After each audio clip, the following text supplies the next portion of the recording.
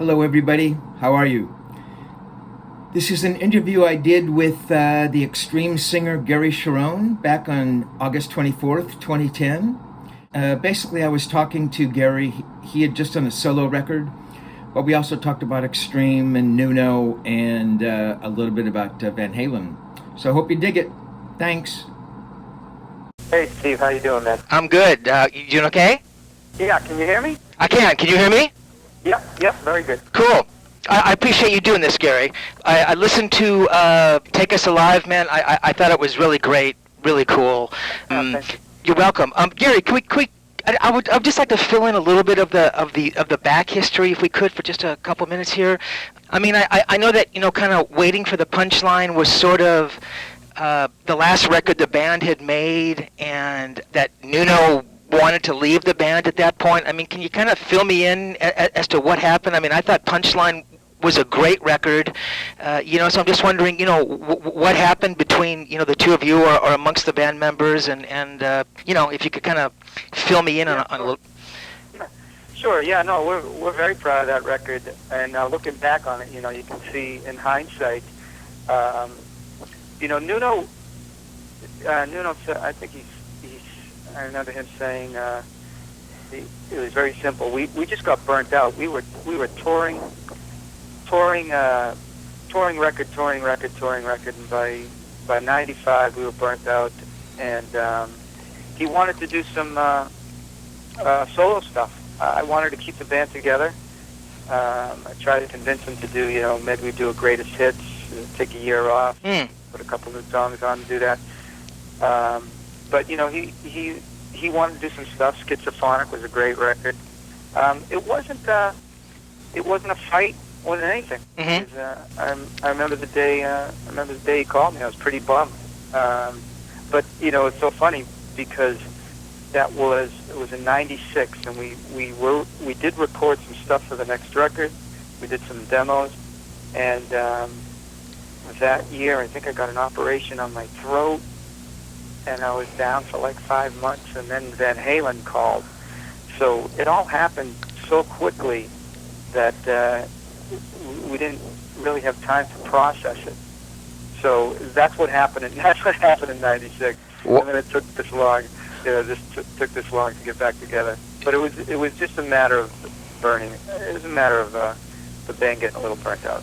Wow, that's unbelievable. I mean, are any of those songs that you guys were working on? I mean, that's not stuff that maybe showed up on the and forgive my your pronunciation. My pronunciation of Saudades, Saudades. Saudades. Yeah. I mean, none of those ideas showed up on that one, did they? No. The comfortably dumb chorus. The riff. Oh, really? Title. And we rewrote the lyrics, and there was new riffs, but I think that riff, that was the only one. I'm trying to think if anything went on Schizophrenic or. Ah, right. Yeah, I can't remember. Maybe there was a couple riffs that Nuno used for that. Actually, there's a song called You. On the solo record that was written during that time. Mm-hmm.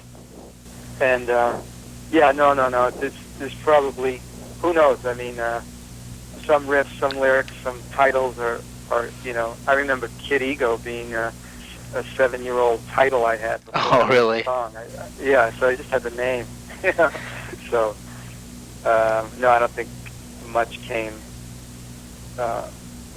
made it to the new record.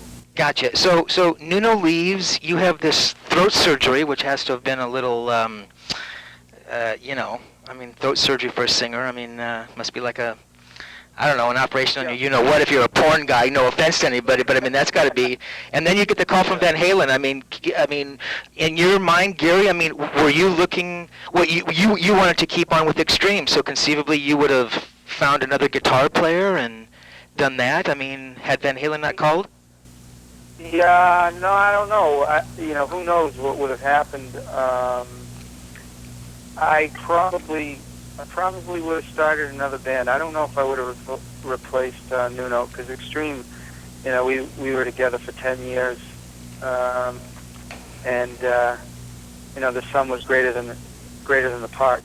So I mean, that's how I felt back then. But you know, I didn't have time to think, and I was thrown in the fire with on the West Coast with Van Halen. So, but I do remember, you know, during those years, you know, being close to Nuno and those guys. For me it was always, you know, my heart was always an Extreme, and I don't know what I would have done if Nuno wanted to get back together back in those days. Interesting. So you get the call from Van Halen. I mean, what goes through your head? I mean, certainly that probably wasn't your first thing that was going to come along, but I mean, that must have felt pretty great to have kind of jumped from one huge band into another huge band. And I mean, what was going through your head? What were those first days like? What was it like kind of working with Ed, you know, as opposed to Nuno? I mean, can you fill in some of those holes, Gary? Yeah, isn't it funny? You know, my thought of just even auditioning was, you know, 1,000,000 to 1 shot. I truly thought at that time, you know, Extreme will be back together. I'll go to L.A. I'll get to meet the mighty Van Halen, you know, jam with those guys and have some great stories. I truly believe that. It was during that weekend that I was trying to convince myself that, you know, I can do this. You know, me and Eddie hit it off. We wrote some songs right away. Eddie was in a good space. He was inspired, and that was a little crazy too, because I didn't know what was going on. Roth, they were putting out a greatest hits record. There was rumors that Roth was joining the band. You know, Eddie told me that wasn't going to happen, and you know, we were going to do a record. And you know, there's just some crazy stuff going on at that time. But things, you know, the dust settled. I got comfortable. We wrote the record. You know, looking back on it, I thought, you know, the production fell a little short, and there were some good songs on that record, but it didn't do very well. But my memory of that, my best memories of that was the tour. You know, the band was tight. Eddie was playing better than ever, and you know, to play on that level. I mean, Extreme was at one level, but then to join a band that, you know, certainly has the history, and certainly one of the most influential bands in rock and roll, it was pretty much a trip the whole time. You know, so that I'll sum it up with Pat Badger calling me up when I was recording the VH record, and he couldn't comprehend that I was in his favorite band. What's my singer? Yeah, what's my singer doing in my favorite band? He couldn't make sense of it. And I don't know what to tell you, Pat. So, that's funny. Gary, was it a different kind of a process working with Ed versus Nuno? I mean, you know, Nuno is a singer-songwriter in his own right. Ed, you know, I know typically kind of just brings in guitar riffs. I mean, what was that process different? Yeah. Some things were different. Some things were the same. I mean, you know, riffs came first.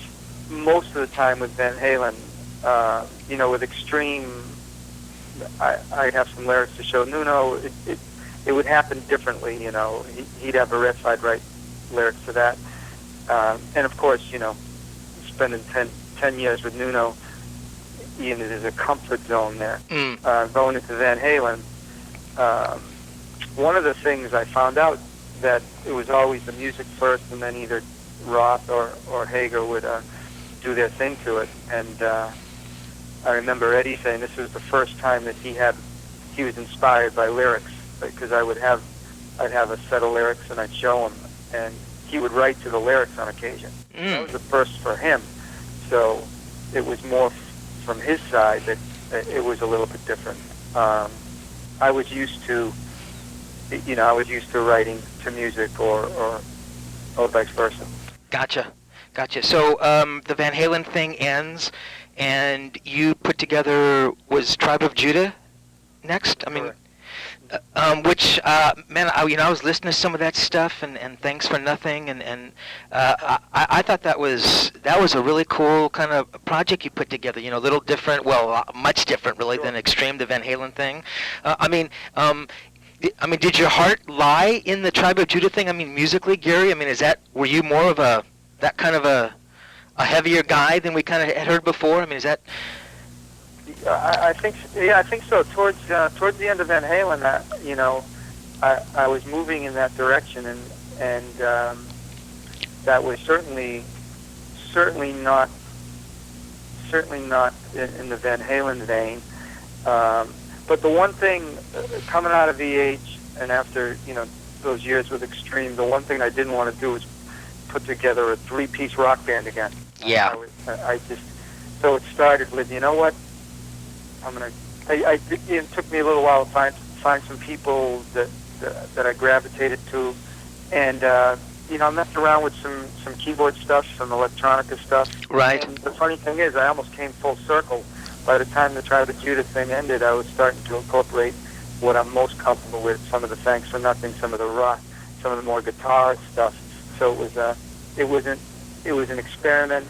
Some incredibly talented guys. Obviously, I incorporated Mike Mangini and Pat Badger. They were the first guys I called when I needed drums and bass. Hey, I'm doing this project, and they were up for it. It was a little different. It certainly the record was darker lyrically. It was coming from a different place. But it was almost I needed to go through that process. It was like a purifying process. To find myself. I get a little philosophical on you there, but no, I understand. Yeah. So that's where I was with that project. And again, some things you wish turned out a little better. The record came and went. I wish I had another shot with those guys and another record, but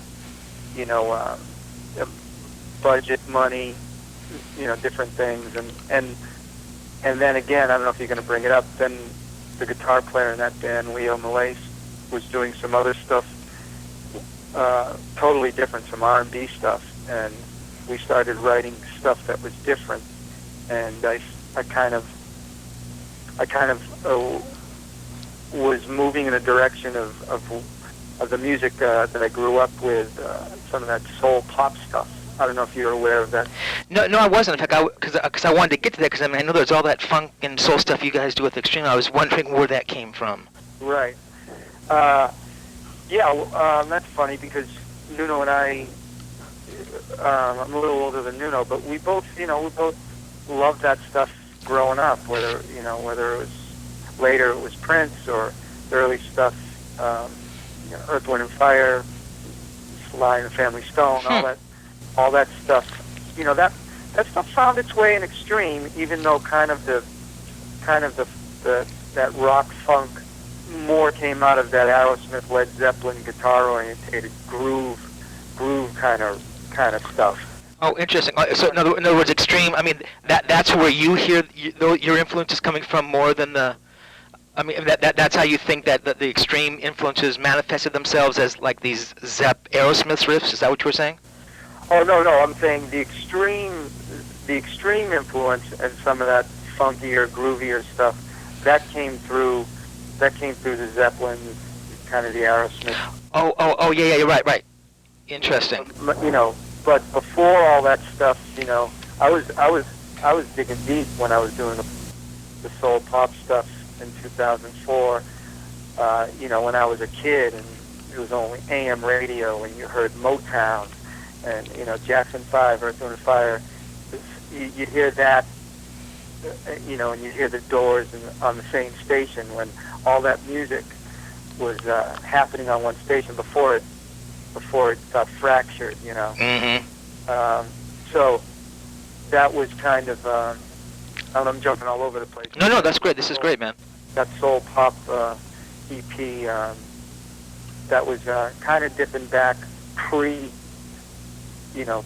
not pre-rock and roll influence, but kind of, first exposed to that music, and I loved it. I still, I think Daryl Hall is, incredible blue-eyed soul, and that's why they call him blue-eyed soul. White boys sing soul music. Interesting. Yeah, great singer. So I mean, do you see yourself, Gary, as sort of a combination of those singers? I mean, we know that you've listened to, Tyler and Sure. Daltrey. I mean, would you hear some of the, Daryl Hall thing in there? I mean, would you? I don't know if anyone else would hear it. I mean, if maybe subliminally, but in a more direct sense, it was more. It really manifested itself in that soul EP. Actually, I got a record in the can that I've yet to record. That is all that material. But the basic four food groups for me, those singers, the singers I grew up on, the Plant, Aerosmith, Queen, Mercury, and all those guys. that seems to always find its way to the surface. Interesting. Gary, I mean, you bring up Freddie, and I know that he was a big part of who you are as a singer. I back in '92, I mean, and I know you've talked about this. I'd just love to hear you talk about it. I mean, I know you guys did the Freddie Mercury, the tribute concert. Then you got the jam with the Queen guys, and Tony Iommi was up there, I think. Oh yeah. On Hammer to Fall. I mean, that must have felt pretty great. I mean, to be.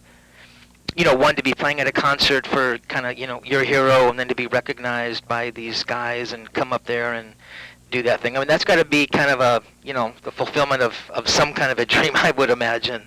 Yeah, it's well, if you want to spend the rest of the time of the interview, I could go on forever. But you pretty much summed it up. It's funny. Even recently, I went to see Kiss in Boston or Cheap Trick. They came into town. And whenever you're in the presence of these guys that you grew up on, and they were the posters on your wall, and they were the reason you sang or picked up the guitar, you get pretty humbled, and you turn into that 14, 15-year-old kid. And even though they treat you with respect and somewhat a peer, and because they're aware of Extreme and they acknowledge it. Brian May acknowledging Extreme and all that. That's incredible to hear. But from our standpoint, we turn into. I hate to let the cat out of the bag, but we turn into kids. They're still untouchable. I mean, in that day alone, Extreme was at the right place at the right time. More Than Words exploded. We actually knew Brian a couple of years before that. He came up on stage at Hammersmith, and we jammed with him a few times. And then that tribute he asked us to be a part of. That was still probably the day in our career. Really? We were traded. Yeah, without a doubt. Wow. Without a doubt. I mean, there's a day for me, meeting Rush Daltrey, Robert Plant, Elton John, David Bowie. We were in heaven. We were in rock and roll heaven. And then for Extreme to have a good performance, that was the cream on the cake. So you guys played great that day? Yeah, usually we'll come off stage and one guy will have a bad gig, but we walked off that stage and we looked at each other and everyone had a good gig. And looking back on it, it was a pretty magical moment. And then I was lucky enough to jam with my favorite band of all time and do Hammer to Fall with Queen. I remember Nuno saying, "Don't lose your voice." Smacked me in the head. First thing I did, I ran out and I screamed. I screamed at the top of my lungs, "Hammer to Fall!" So I almost blew out my voice for that. What did you think of your performance? What did you think of your performance on Hammer to Fall, Gary? I was probably too excited. I probably could have relaxed a bit. But then, I wouldn't trade it for the world. Mm-hmm. Interesting. I mean, had you seen? I mean, I'm guessing you had seen Freddie with Queen, back in the day. Oh yeah. Yeah. Oh yeah. Yeah. Did you ever meet him? No, I never met Freddie. Never met him. Yeah. Never met Freddie.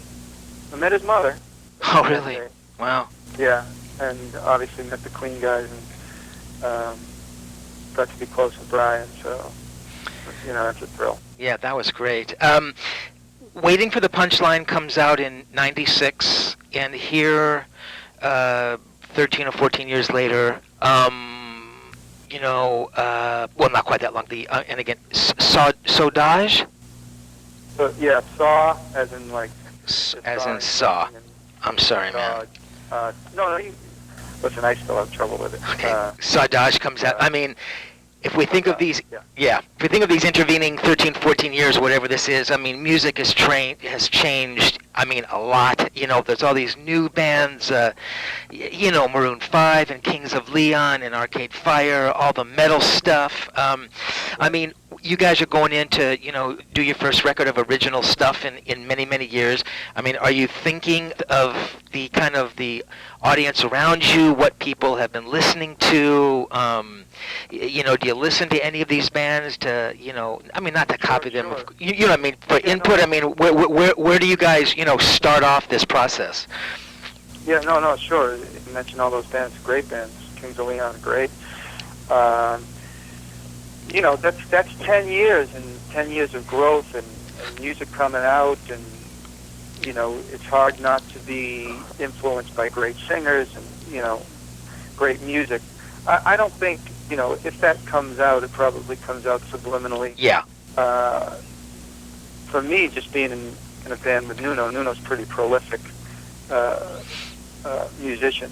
It's amazing to watch him create. You leave the room to go to the bathroom, he's tuning up his guitar, you come back and there's another song. He's pretty amazing. For me in Nuno writing, there's only one requirement, being honest in the moment, bringing something that is real, whether it's a lyric, so we're inspired by the moment. And yes, could we be influenced by a contemporary track? I'm sure, or we'll go, hey, I got this idea. It's got a little Zepp in it, but it's kind of this, and but we really at this point we just kind of go into automatic and just do what we do. Gotcha. I mean, what did that feel like? Being back in the studio with the brothers and writing again and recording as Extreme. That must have felt pretty cool. Yeah, it was great, and it's funny. I mean, everybody's been in contact. Yeah, people live away from each other, but we've been in touch, and we were off and on doing these one-off shows on the East Coast, or a couple gigs in the Azores, a Boston show here and there in 2004, 2007, 5, I think. But when we got together, we got in the room, told the same jokes, and it's a cliche, but it was like riding a bike. We got in there. You remembered the fun stuff. Again, you look back, and Punchline. There was, we were just getting burnt out. So, or we're on the buses and you're seeing each other constantly.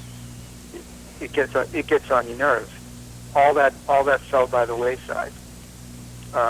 It was about creating and actually enjoying the moment. And I remember Nuno saying it was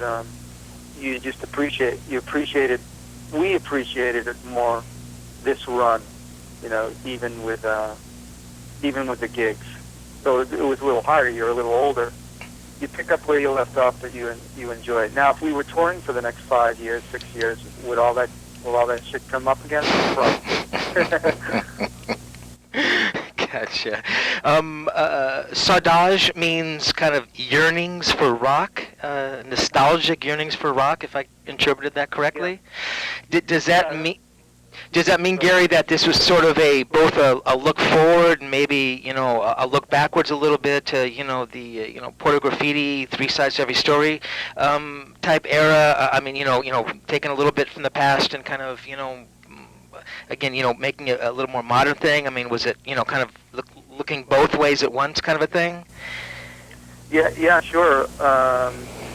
Nuno came up with the title and had to explain it and pronounce it to us quite a few times. Saudades, it's a Portuguese word that doesn't really have an English translation. It's a longing, a yearning for something. It's for a loved one who left on a ship and wouldn't wonder if he or she would come back. And so I loved it. I loved the meaning of the word, and Saudades the Rock. It was a yearning for us. You could apply it, a yearning for us to get back together, a relationship that we had with our fans. I like that connection. The fans were yearning for, the extreme fans were yearning for their band to get back together. So it meant something. It meant something to us. And as far as musically, Saudades, musically, whether we intended it or not, and looking back on the record now, it does have a little bit of each record. Some songs could have came off the first record. Some songs gravitated towards punchline. So it was really a spectrum from some of the more lighter, humorous stuff, King of the Ladies, kind of going back to the first record, to some of the porn and graffiti riffs on Slide. Ghost reminds me of something, or Peace reminds me of something that could have came off of Three Sides, So it seemed like a compilation of what Extreme was. Now, the next record most likely would be nothing like any of that, because we're going to try to do try to go in some different directions. It will be extreme because it always is extreme. And you are writing for a new studio record, Gary? Yes, that's what we'll be doing this year. We'll be writing, demoing, and recording, and we'll have some new music out next year, and we'll be touring. So we're excited. Nuno's finishing up his tour with Rihanna right now, and actually, I just finished up another rock project called Hurt Smile that I recorded with my brother Mark, and that record will be coming out this year. Oh, cool. Hard, aggressive rock and roll CD. Cool. And what was that called, Gary? Hurt Smile. One word, HURTSMILE. Oh, cool. And that's my brother's great guitar player, and it's pretty aggressive, and that'll be coming up this year. Oh, cool. And now we get to the Take Us Alive record. Again, I know that you guys always talk about the fans and kind of giving back and that kind of thing. Obviously at this point, it made sense to put out a live record.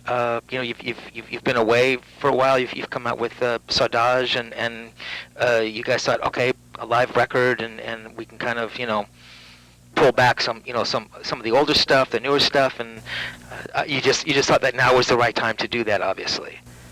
Yeah, more than that, it was about time that we, well, sure, we wasn't together for 13 years. We come back, it was important for us to put out new music.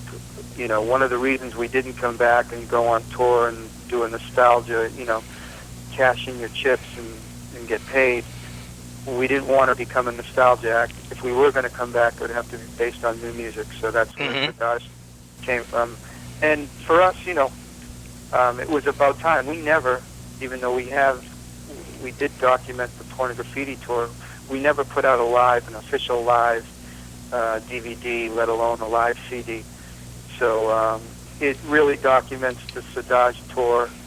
I wouldn't call it a reunion tour because the band, I guess we reunited, but I guess it was a comeback tour. The DVD, that's the music we did on the tour. I think we'll always, as far as the material, we'll always try to, take some music from the catalog because, the fans are coming to see you, some old fans, fans that know the hits, Well, the great thing and surprising thing about this tour was there was a whole new generation of younger kids that weren't even around when the band existed. They were turned on to Extreme because Guitar Hero and Play With Me, or they saw, More Than Words, on The Love Guru. Who knows, They were turned on by Extreme through YouTube. Discovering the band through YouTube. Who knows? So that was a trip. We knew we'd have the old fans, but to see kids that were not around, there'd always be this group of young fans right in front of Nuno, just staring at him playing guitar, and we always got a kick out of it because they'd never seen anything like it. It was a trip. Very cool. Just a couple more questions here, Gary, and I'm gonna let you go. Okay? Yeah, no problem. Sorry if I'm going on tangents, but no, this is great, man. No, you just talk about anything, man. You can never talk too much. This is great. Gary, I just want to pull up some of the songs here off of the live record, and just Sure. Get some comments. I mean, you talk about "Play with Me" as how the fans kind of first got into Extreme, the first single from the first record. It's kind of a it's an amazing song, but it's kind of a pretty complex song. I mean, on some levels, it kind of has that. What I describe as kind of that sweet ballroom blitz kind of intro thing, but then there's these very cool kind of vocal harmonies. There's like that breakdown section. Jack and Susie sitting in a tree. It's a pretty adventurous song as a first single. You know what I mean? Yeah. As you guys are kind of reinterpreting the song and relearning it and stuff. How does it stand up for you to this day? What was it sort of a real representation of who Extreme were kind of back in the day? Yeah, that song, out of all the songs in the first record, summed up that period for us. It was playful, obviously lyrically, even though lyrically I thought it was not bad. Some of the other stuff on the record I get embarrassed about. But Play with Me, the studio record, the little classical piece that Nuno does at the beginning. Again, the humor to it, the harmonies that translate live. It's a difficult song to do live. Yeah. And I have the easiest part, and I screw up the most to remember the verses. But I would say that sums up the first record. It really wasn't. While we were recording that record, Bill and Ted came out, and they wanted that song for the mall scene or something, and that was the first time people were introduced to Extreme. So for us, that was the beginning of the public knowledge. It wasn't Kid Ego. Obviously, Kid Ego was the first single off that record, but Play with Me was, predated the record. It might have been '88. And I see. And and Extreme 1 came out in March of '89. Yeah. So that is, that was the beginning of Extreme. Interesting. Certainly, More Than Words was a life-changing song for you guys. Did you have any sense when you were writing it or working on the melodies or sitting with Nuno and putting this together that it had any of those kind of transformative qualities about it? Could you say to yourself, wow, this is like, this could really be some special song for us? Or was it so different that you thought, well, it might just be an album track? Did you have any sense of what it would go on to do, Gary? We do remember, I do remember writing it, and when we completed it, we knew it was one of our best. We had no idea, that it would become this monster. But when we did write it, we said, out of the songs we were writing at that period, we were like, me and Nuno said, oh, this is a good one. Yeah, this one's good. We're going to keep it. Normally we would write a song and then bring it to the band, and people would put their parts on it, but this one just held up on its own, and it just felt right like that. It was just for us, people compared it to the Everly Brothers or this and that. We were, it was more a Beatle influence. I was thinking of If I Fell with with the harmonies and just keeping it simple. But yeah, we felt it was a strong Extreme song. But when it finally got released, and it just became bigger than the band. And it's funny, we talk about the live DVD. Live, it's evolved into that duet where the crowd takes it over, and you really have to balance. When I go see bands, and I used to go see Queen, you'd want the band to sing it, but then you'd want to sing it. So there's this balance of power. So we gave the audience the first couple lines, and then we take it over. But yeah, it's a thrill. It's actually a thrill to see. Mention the young fans again. Kids that are in the under 20, and they're arm in arm with their girlfriend, and that's their song. You're like, wow, man. I mean, this song was around before they were born. Yeah, so that's a trip. Absolutely. Gary, this is for a Brazilian magazine, so this is kind of a specific question. I know that Extreme had a pretty special relationship with Brazil, and they wanted me to ask you, what did that feel like when you played More Than Words, in Brazil? I mean, do you remember any of those concerts and what that audience participation was like? Yeah, very much, and truly, those gigs in South America, Brazil, and Rock in Rio, some of the most memorable performances. I know they're all on YouTube now, so I can go back and see them. But I do remember at that point that was the biggest crowd we ever played to. That was trying to think how many people were there. We were blown away.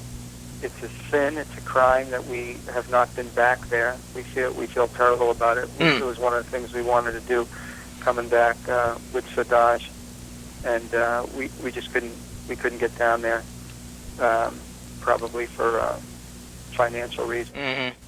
The offer and all that stuff, which sucks, which is reality. But, I remember that show. The show, I think Skid Row was on that bill. I'm pretty sure. And I remember hang gliding in Brazil. Wow. So yeah, that was a great leg of the tour. And More Than Words, we grew up with watching Queen and seeing them down South America and singing, Love of My Life and all that stuff. So for us, it was More Than Words in our song, and to hear that amount of people singing those words is it's always a trip. It's a trip in a club. We don't take it for granted that fans, that your fans know your music. That's great, man. That's cool. You had mentioned the Beatles before, Gary. Rest in Peace, the first single from Three Sides. Great melody. There's that section, someone said give peace a chance while we're sitting on a fence. That kind of has like a little Beatles thing to it there. Am I interpreting that correctly? Oh yes, absolutely. Yeah. More often than not, you'll find some Beatle references. That's overt. Yeah, no, we're big. The whole band's big Beatle fans, and lyrically, I'm a big John Lennon fan. Even in Cupid's Dead, the opening line, I read the news today, oh boy, about a tragic comedy, so... Oh, right. I read the news today. So, yeah, you'll find that on the new Hurt Smile record, too. There's, hey, if you're gonna steal, you might as well steal from the best. There you go. Did you listen to? So you mentioned you did listen to Lennon as a singer. Did you listen to the Beatles? Those harmony parts and just kind of dissecting what they were doing. Oh, absolutely. Yeah. No, if you're gonna learn anything about harmony, the Beatles are there. I look to the Eagles, I look to Queen, but as far as the Beatles brought it to another level, and More Than Words was again our little nod to Almost If I Fell, how Nuno harmonizes with the melody, he's going in and around it. And so we're yeah, Extreme makes no excuses. We are big Beatles fans. Yeah. I don't know if it comes out in all the music, but it certainly comes out in some of it. Interesting. You bring up Cupid's Dead, Gary. I mean, I kind of love that song because in that, and if I get this right, that's where you reference the three sides to every story lyric comes up in that song. Correct. Right. I just thought that was so kind of, it was just a very cool thing to do, because typically an album title will be in the, the title track or something, but... Right. Oh, thanks, man. You're probably the first one who's recognized that. Yeah, that's right. It's not a title of it's not a title of the song. It's just a lyric in the verse, in the bridge. Exactly. Some of these new songs, Gary, I mean, Take Us Alive almost has a, how do I describe this, a country funk shuffle thing going on. I mean, yeah, that's kind of that's one of the most fun we had on this tour, was doing that song. It's got I wouldn't call it rockabilly. It's kind of got an old time Elvis rock kind of funky groove to it, and exactly. So we're both trying to find the words to describe that one. That definitely has a chicken picking country flavor to it. I'm surprised Nuno didn't pick up a banjo for that one. Exactly. It's a monster. You know what's really interesting? I mean, when I first heard that Gary Cherone was, going to be the new singer for Van Halen, I mean, my first instinct was real good singer, comes from a kind of a power trio, has the kind of the Guitar Hero thing going on, but yeah, I'm not sure, but for some reason, I hear you live and even the harmonies that the guys are doing, and I hear it's a monster, and I mean, no disrespect at all. I mean, this is a compliment, but I mean, I hear kind of a Sammy Hagar thing going on in that. I mean, did you listen to Sammy? I mean, was he an influence on you? I mean, it just makes so much sense to me now that, oh yeah, Gary Cherone and Van Halen. I would I knew of Sammy. I like Sammy. Sammy's an incredible singer. But for me, I never was influenced by Sammy. And then after Van Halen, I think the fact that Eddie was writing in higher keys and I usually sang in, I was just trying to get to the note. And even after I was in that band, I realized, wow, when I go up into the real high register, I do sound, we have the same kind of gritty texture. Exactly. So I never, and then obviously going back to Extreme, I was singing in keys that were more for human beings, not some of those keys that Sammy sings in it. That stuff is just incredible. So, but I was never, I was never compared to the Sammy voice until after VH, and I think it's mainly because of some of the keys I was singing in. But yeah, I got all the respect for Sammy. I know Sammy. I saw him last year with Chickenfoot, and he was singing his ass off. Mm-hmm. Incredible. Yeah. Yeah. But if when you hear like It's a Monster or stuff like that, now I think me post being in Van Halen, there's probably stuff that sounds familiar. Yeah, exactly, and I think that, like you said, your frame of reference is now different. We think of, Gary Cherone was in this band called Van Halen, and he, replaced this guy Sammy Hagar, and so maybe we kind of reference you that way now. Right. But the way you described it is exactly right. Yeah, absolutely. Ghost with the keyboards, man, that's a little different for Extreme, right? Yeah, we've used piano. We've used piano in the past, 3 sides, and even on the first record. That's true. Rockabye. Right. But within context of Saudades, that stands out as the keyboard track. Is Nuno playing keyboards? Yeah. Yeah. Yeah. Fantastic. Yeah, very good keyboard player. Very, very cool keyboard player. We're talking about singers. I know we're jumping in and out of subjects here, Gary. I mean, we're talking about singers and Sammy and Freddie and all these people. Ronnie Dio obviously passed away a little while ago. Just wondering if you had any feelings about Ronnie, if he was someone you would listen to. Yeah, no, I spoke to Dio once once on the phone. We were crossing over on interviews for something, and he said he was a fan. You know, Dio's one of those guys that, you know, he created that. It's like, you know, there's plenty of people who were influenced after Dio that, you know, borrowed some of his style. But for me, you know, to listen to Dio, where did that come from? Mm-hmm. I mean, he was a guy that was creating it as he went along, Mm-hmm. and his range was ridiculous. And even the last thing he did, I don't know how old he was, in mid-60s, he seemed to keep that range. You know, I think of Steve Tyler. You know, some of these guys they're in their early 60s and they're holding that range. I only hope to have my range at that, at that age. But yeah, Dio was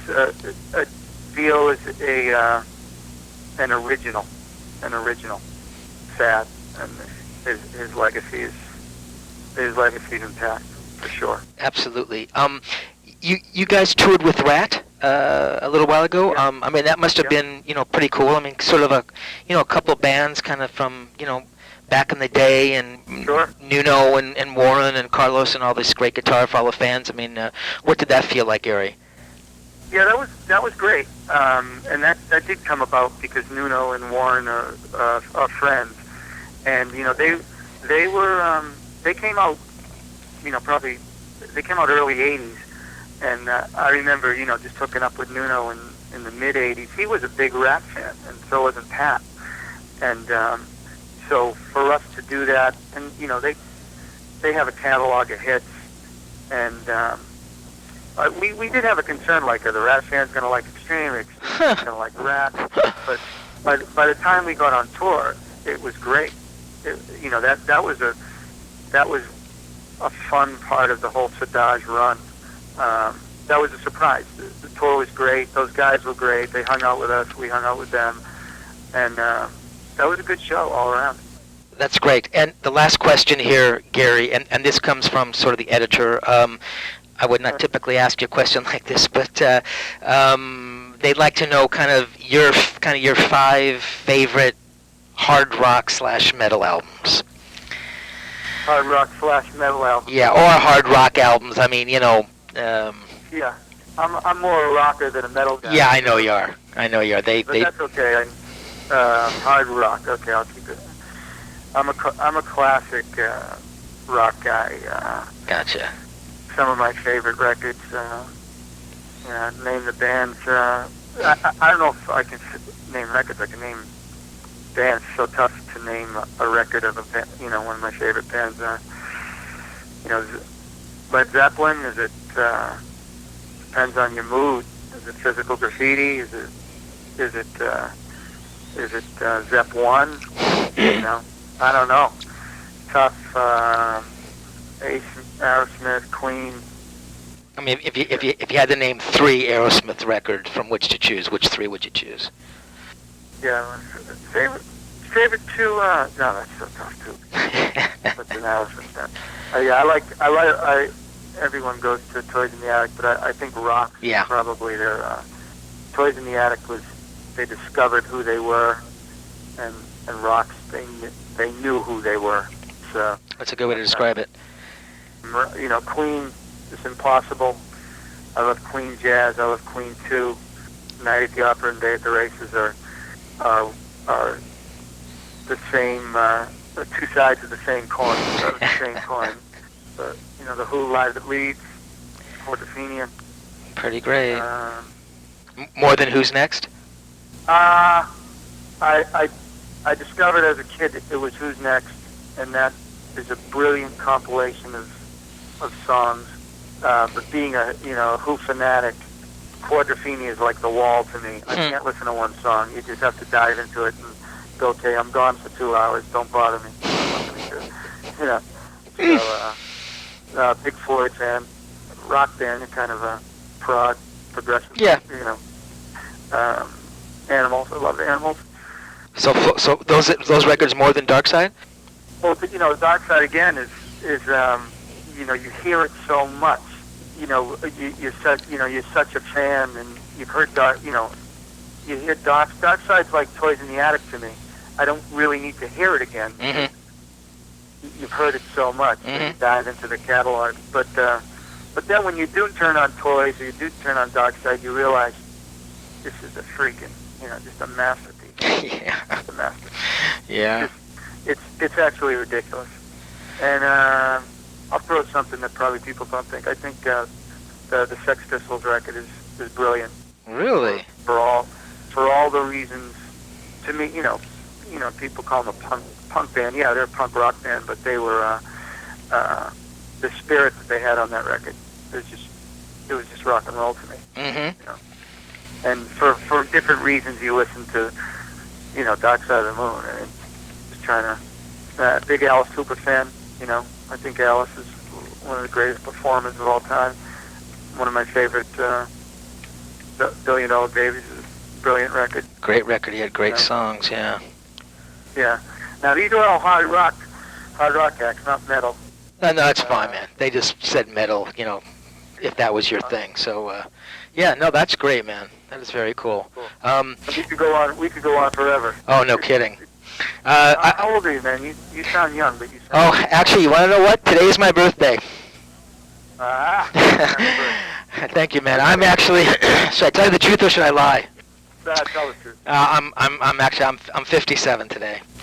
57? Yeah. You sound like a 20-year-old. Oh, thanks, man. I try to stay in that headspace, Well, we never grow up. We just get old. No, yeah, exactly. It's older and stupider, and loving these. You're a classic rock fan as well. Oh yeah, you toss out these records, and for me, it never got much better than Rocks or Billion Dollar Babies. I mean, and I love new bands. Like you say, Kings of Leon. I mean, they're amongst the best of these bands, but there's just so few of them. Back in the day, they were all Kings of Leon. They were all great. They were all Queen and The Who and Traffic and Purple. But now there's you know what I'm saying. No, you're absolutely right. We sound like old farts here, but I mean, to grow up in that era, for young kids to, and this is funny, we're going on a tangent here. For kids to grow up in an era where they're grabbing, they're taking a song off of iTunes. Oh God. Whatever, and they don't discover these albums, these conceptual pieces, these 40, 50-minute pieces of pure brilliance. The era, I look at 60 to 75 as that's it, man. You had Bowie, you had Elton John. I agree. You had the Stones. I mean, you're going. Those bands were competing. I remember looking at a magazine saying the Kings of Heavy Metal, and on the cover was Aerosmith and Queen. Then they were calling them heavy metal. Yeah, exactly. And you look at those bands and the catalog of music, what they were doing, sometimes two records a year. Mm-hmm, exactly. Crazy. I know. Something was in the water. I don't know what the hell it was, but something was in the water. Yeah, I don't know what it was. We were fortunate enough to, to grow up on that stuff. And it's funny, I'll listen to new music, but, I'll always gravitate towards that music because it's brilliant. It is. So Dark Side came out, was that like 73? Yeah. So even was it 71 or maybe it was 73? 71, maybe it was a little earlier, maybe you're right. So in any event, we're talking about a record that's over 30 years old. Let's see if we're talking about Arcade Fire in 30 years, right? I mean, is that not the testament? It's the testament of time. Well, I mean, if you want to hold it that standard, and no disrespect to some of those bands, but I don't think we're going to be talking about it. I just don't. I don't either. I mean, when Dark Side of the Moon came out, I think it was, maybe we were spoiled, but it was expected, and it was brilliant. And, what did you compare it to? You compared, what else came out in 71? Aerosmith 1, Zep 2, Zep 3, what was it? No, you're exactly right. The standards were so freaking high. The standards were ridiculous. So it's true. for the next time we talk, next time we do an interview, let's start on this. We'll start here. Sounds great. Sounds great. Okay, so thank you so much, Gary. I appreciate it, man. Hey, Okay, Nick. Steve. Oh, hey, how you doing, Nancy? Happy birthday. Thanks so much. Happy birthday. Hey, thanks, guys. All right. We'll talk to you guys later. Take care, Bye. man. Thank you. Bye. Take care.